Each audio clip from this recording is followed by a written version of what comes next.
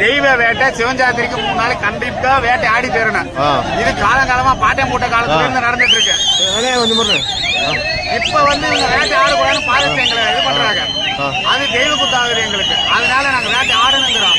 அவங்க ஆடக்கூடாதுக்காக அதனால நாங்க வந்து எங்களுக்கு நியாயம் வேணும்னு சொல்லி உட்கார்ந்துருக்கிறோம். வேட்டை ஆடாம எங்க தெய்வம் ஏத்துக்கல. இப்பவே 2 நாள் லேட்டு. அதுக்கே எங்களுக்கு பெரிய பிரச்சனை ஆகி போச்சு. அதனால நீங்க வேட்டை ஆடுறோம். அதனால எங்களுக்கு வேட்டை ஆடுறதுக்கு பெர்மிஷன் வேணும்.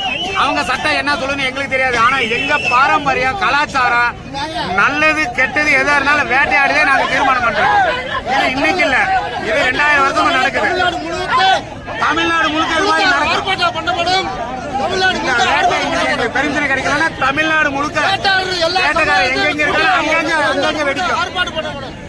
இதை வந்து அரசு வன்மையா வந்து அரசுகிட்ட கோரிக்கையாவே கேட்கிறோம். எங்க உரிமையை எங்களுக்கு விட்டு கொடுங்க. நாங்க வேட்டையாடுறதுக்கு எங்களுக்கு விடுங்க. மலையில போய் பாரத்தில் நாங்க வேட்டையாடல. பட்டாக்காட்டுல வேட்டை ஆடுறோம். நாங்க பட்டாக்காட்டுல வேட்டை ஆடிக்கிறோம். மலைக்கு போகல. எங்களுக்கு கொடுங்க, பர்மிஷன் கொடுங்க எங்களுக்கு. அதே கோரிக்கை, வேற ஒண்ணும் இல்ல. கலவரம் உண்டாக்குன்ற என்ன நோக்கத்தோட நாங்க பண்ணல. எங்க உரிமையை எங்களுக்கு வேட்டையாட விடுங்க. நாங்க எங்களுக்கு அதையெல்லாம் நீங்க மறிக்கிறீங்க.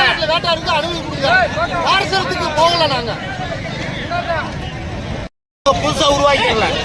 அது எங்களை வேட்டையாட விடுங்க.